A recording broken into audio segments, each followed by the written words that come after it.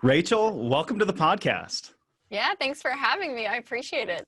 I'm excited to have you here and joining us. You know, I've followed your dad, of course, for many years, and now I've followed you for a while as well. Read a couple of your books, one of which, Smart Money, Smart Kids, was very helpful with our 3 and 5-year-old, and we've got another one here to show up in the near future. So we're going to need as much advice as we can possibly get when it comes to managing finances and kids and raising kids. And I know I'm just always learning, always observing, and you had a lot of great stuff to offer. So I hope to get into some of that with you. Yeah, absolutely. Well, I'm in your boat then. I have a 5-year-old, a 3-year-old, and a 6-month-old. So we're tracking. Yeah, well, we're in the thick of it. And right now in the middle of shutdown, probably doing a little bit of homeschooling yourself. Well, mine were in preschool, so she wasn't quite in kindergarten yet. So I feel like I kind of got off the hook because I would probably be a terrible homeschool teacher. So I'm kind of glad that we're doing a little bit, but nothing's majorly required at this point, which I'm thankful for. Yeah, same here. We've been trying, but it's been a challenge. I have a much greater appreciation for teachers now more than I used to. Absolutely. So many industries now, whether it's healthcare workers or teachers. I've thought about teachers so many times. I'm like, oh, every parent now is seeing what they have to deal with on a daily. Oh, exactly. Well, and a lot of grandparents out there too. I know our grandparents have been pitching in quite a bit here over the last few weeks, and it's been pretty awesome. And they keep looking for resources from us on what they can do to teach the kids. And and my mom was a school teacher, so she's just incredibly good at teaching already. But I think we're always looking to grow. And being that you grew up with a dad that was so ingrained in the financial industry, I'm wondering, what was it like growing up with Dave? Yeah, I think people assume when they hear, oh, you're Dave Ramsey's daughter, that we had like mutual fund parties, for our birthdays, and we went to budget camp every summer. All these stereotypes come in people's heads. And honestly, it was nothing like that. I mean, mom and dad, they were great at teaching us how money works, but it was done in such the ebb and flow of life. It was never like these set down seminars or money summits that we had to sit through. It was really just what real life brings and money, and they kind of just brought it in the conversation. And for that, I'm really thankful, very, very thankful. So they did a great job teaching us and also letting us make mistakes. I always say that about their parenting style, which I really appreciate.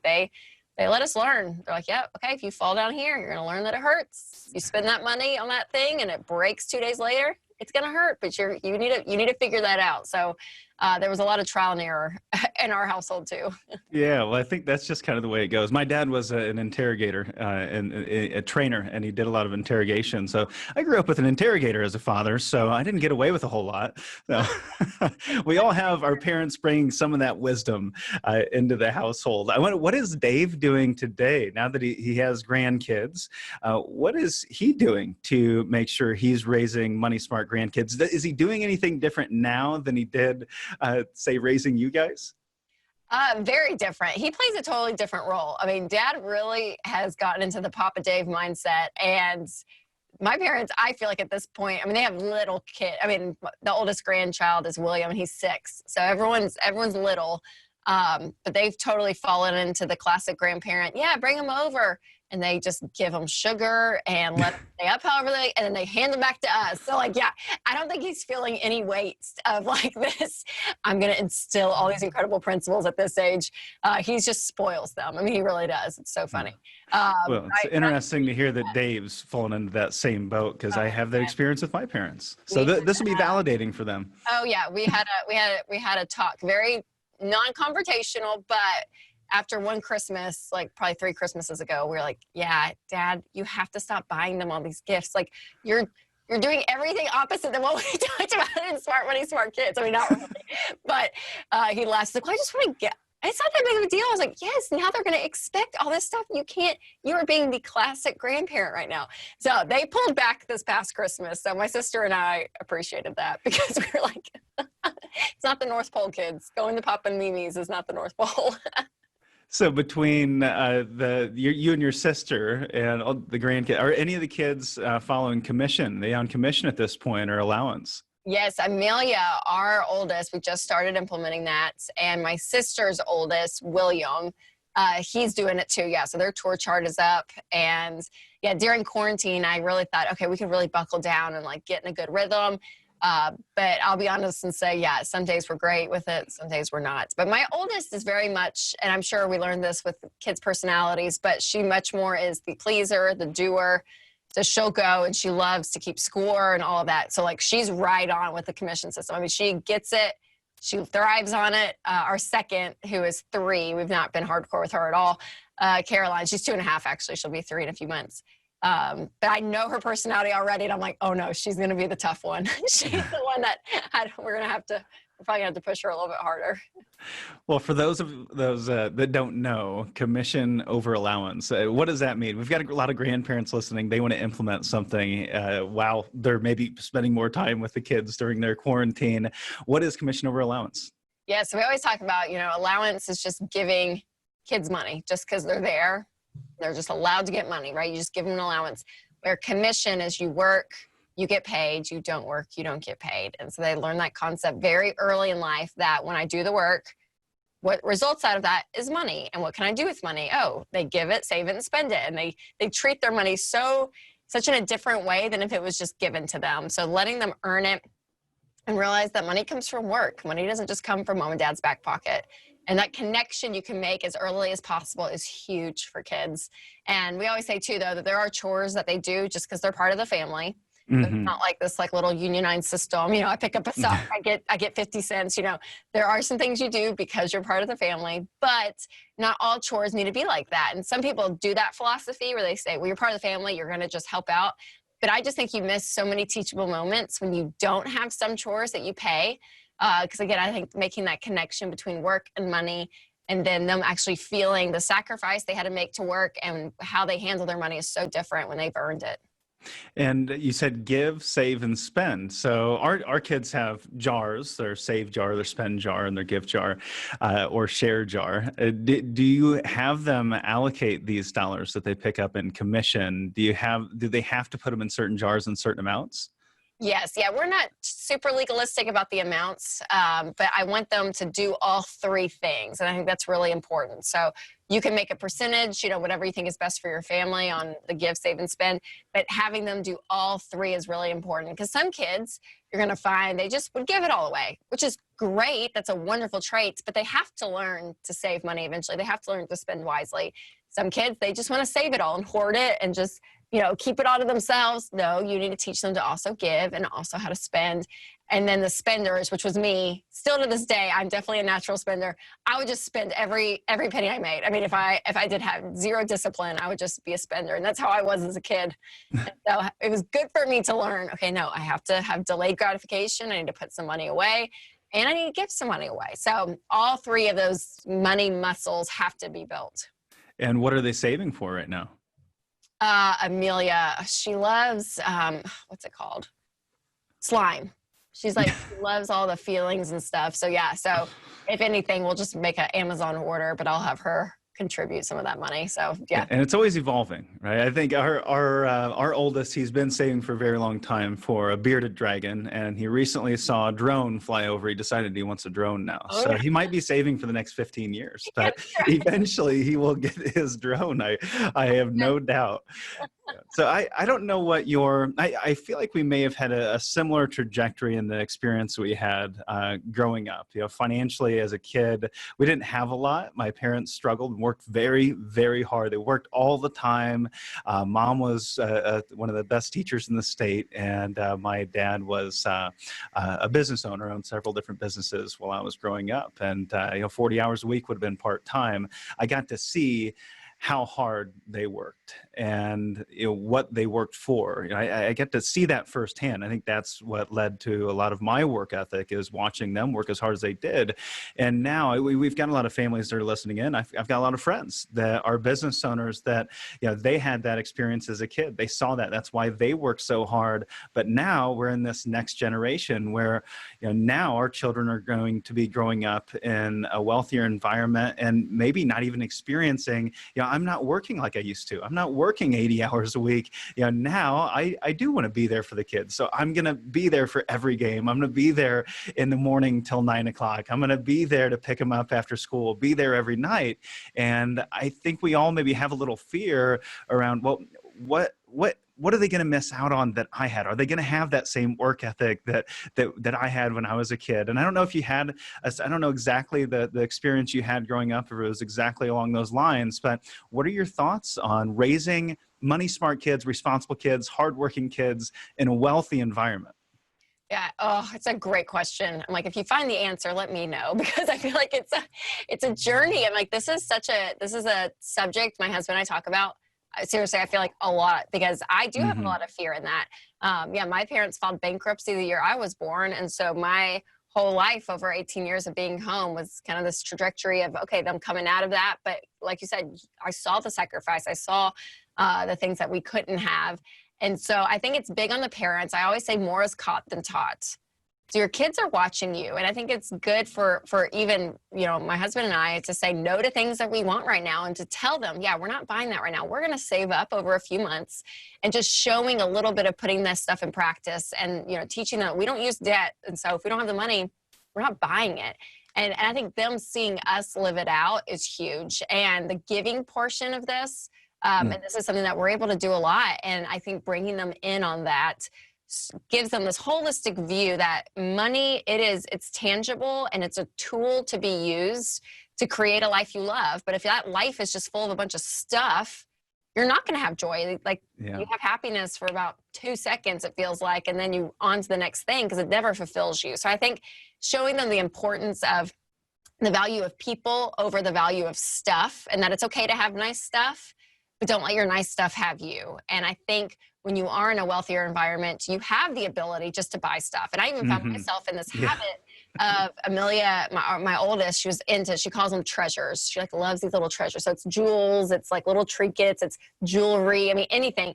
And I could go on Amazon, I could buy 15 little charm bracelets for $5.99. $6 or something. I'm like, oh yeah, that would make her day. She said, oh, I could do that. But I had to pull myself back. I'm like, why am I doing that? She doesn't need that stuff. And so I think as a parent, I can get lazy and just be like, oh yeah, it's not that big of a deal. It doesn't make, it's not that big of a drop into our bucket. We won't even notice. It's fine. Just get it. That can start to numb, and that's what she starts to expect. So I have to find myself as a parent to put my stop gaps up and my boundaries. So I think that's really important. But yeah, Winston and I, we just talked about this a few months ago, because he has mowed our yard forever.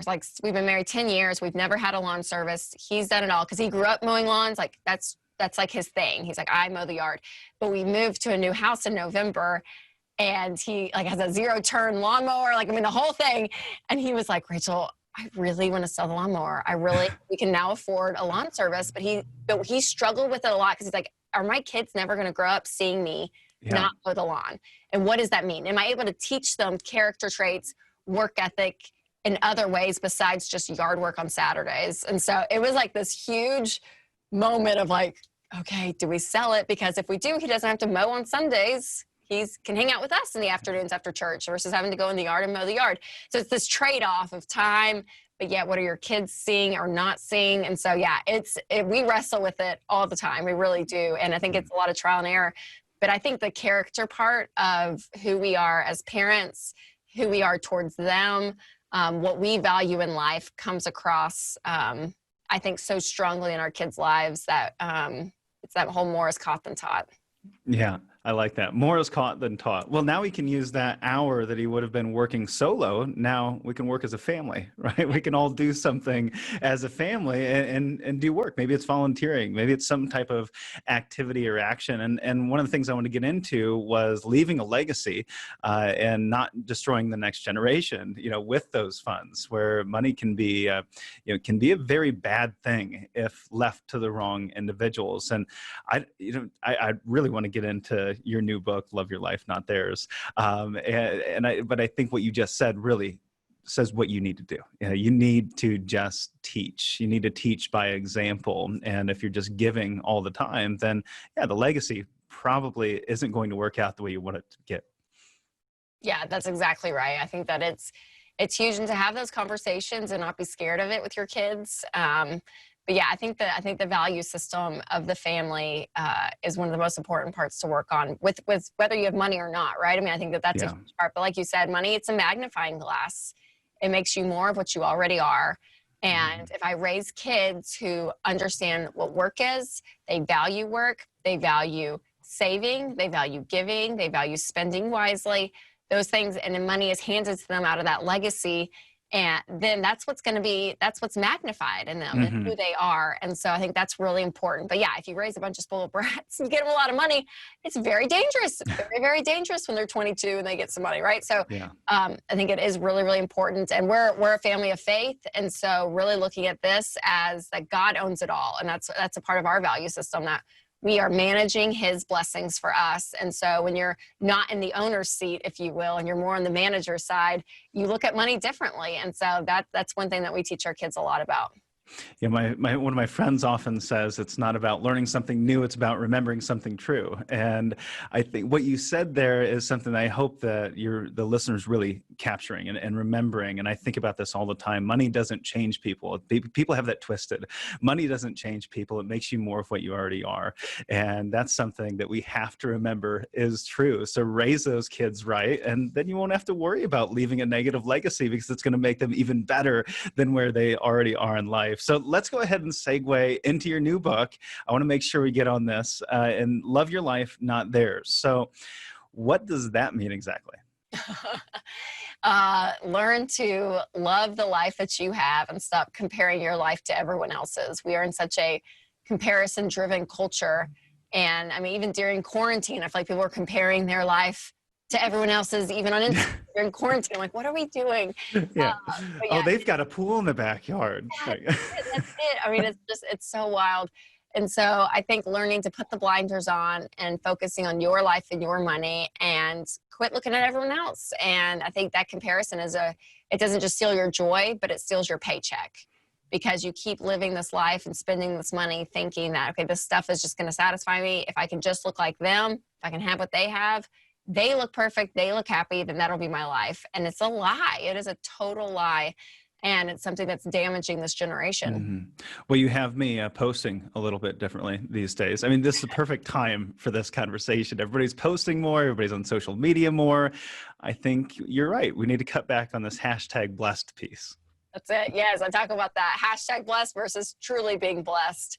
And it's hard though, because you're comparing your life and that blessed picture, because it's this beautiful sunset, this beautiful yard, and everyone looks happy. And it's like, oh, they're doing it so much better than we are. You can find yourself just comparing your life. And it's hard because that is just a snapshot, a literal snapshot of this one moment in this one time, Hmm. a beautiful filter. And you have no clue what's going on behind the scenes. You don't know the fights that they're in their marriage. You don't know the money struggles that they're having. Like, you don't know the entire picture. So you can't compare yourself to make believe, because that's what it ends up being. Hmm. Well, I can see quite often. I mean, most often, it's easy to tell, I guess, that comparison can be a negative thing.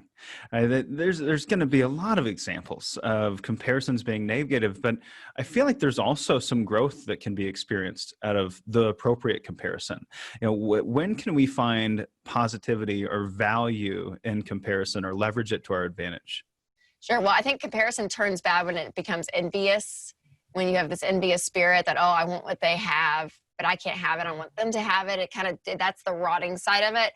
But the positive is when it really forces you to maybe be better in who you are and achieve something great. You know, you see someone on a great vacation, and instead of saying, oh, I want that for my life and I can't have that, and it turns negative, you can spin it to that positive and say, wow, okay, if we work and we save for X amount of months, we could do that. We could go on a trip like that. Like, let's strive for that. So when it makes you want to achieve something great for the good of who you are, I think that it can be a positive in that way. Mhm. Well, being that we are, I've got to make a transition here, because I know we only have a short period of time, and I want to. We have to get into some of the basic Ramsey stuff, right? I mean, if we don't talk about debt and budgeting with someone of the Ramsey family, then we've completely lost out. So, if we're discussing budgeting, and a lot of the people that are tuning in right now, you know, they are first time in retirement, or they're just getting ready to make a transition in retirement, and believe it or not, you know, many of the families we work with, they've never budgeted, right? That they've made they've made a good living for many years and they haven't had to budget. But now they're stepping into retirement. They go, oh, you mean I have a fixed income now that I actually have to build a budget around?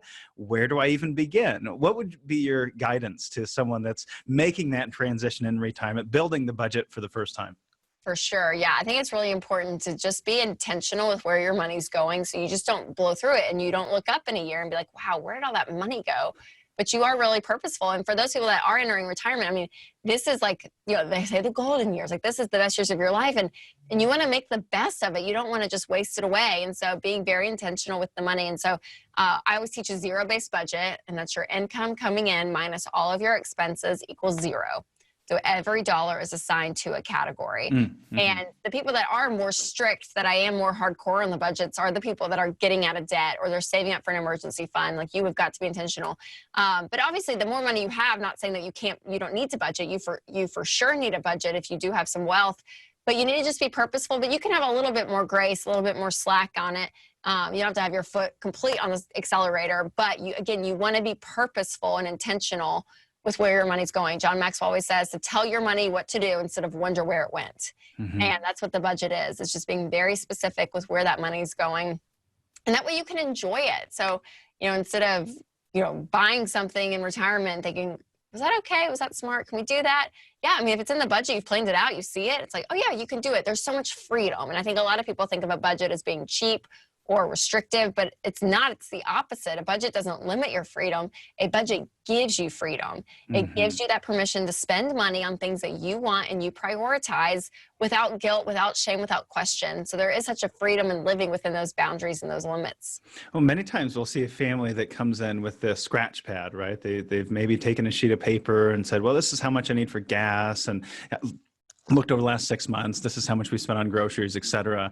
And I find 99% of the time, something is vastly overlooked. Something they've actually been buying on a regular basis has been overlooked completely. And should we be leveraging, how can we better leverage technology, I guess, to make sure that we don't overlook those things that we've actually been spending on a regular basis? Yeah, it's a great question. Yeah, I think even just going on your bank online and looking at your transactions and going through and saying, okay, what things have been consistent over the last few months? If you're building your budget for the first time, you got to start somewhere. So go back and look at those transactions online and say, okay, this is what this is looking like. This has been my habits. This has been consistent, and then being able to use it. And then I would use, a budgeting app. We have one called Every Dollar, but it makes it so easy. It's on your phone. It goes with you. You can even connect it to your bank. So all your transactions come in and you can just drag and drop them. And, and it makes it so easy. And it makes you in control. I mean, it really is. It is so important that you're aiming for something, and that's what your budget is. And so using that technology to help leverage, I think the fast connection point makes it easy, and it makes it more doable versus having just a sheet of paper. But you can do a budget on a sheet of paper, but I like the idea of it being on your phone because it's just with you all the time. Sure.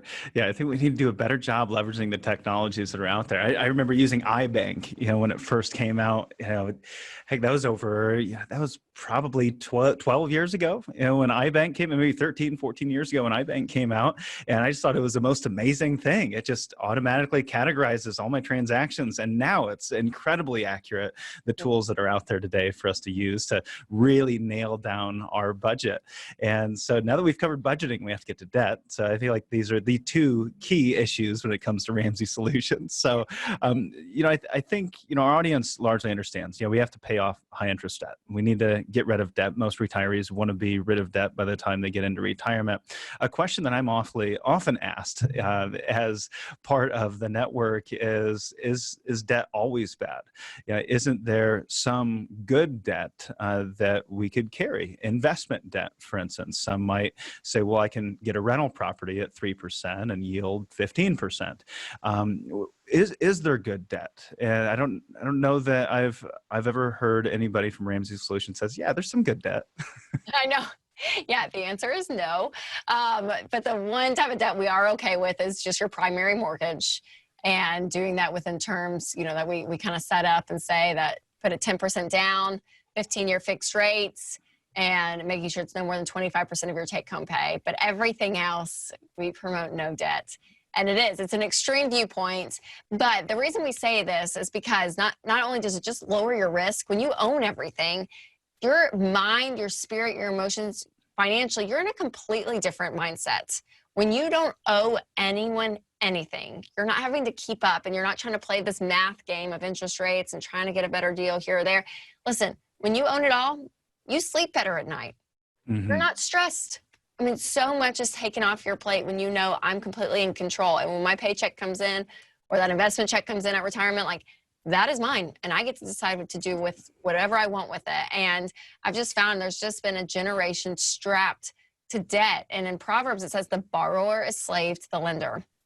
And that is so true. I mean, you are a slave, financially speaking, to whoever you owe money to. And it just changes so much of your perspective in your life. And so there is such freedom when you don't have debt. So we push the debt-free agenda really hard, and it's a great life. And I always tell people, listen, get out of debt. And if you absolutely hate it, you can easily get back in. If that's what you think to do, I promise. I like that. Man, there is such freedom when you don't owe anyone anything. It's a powerful thing to put yourself in the driver's seat of your life and your money.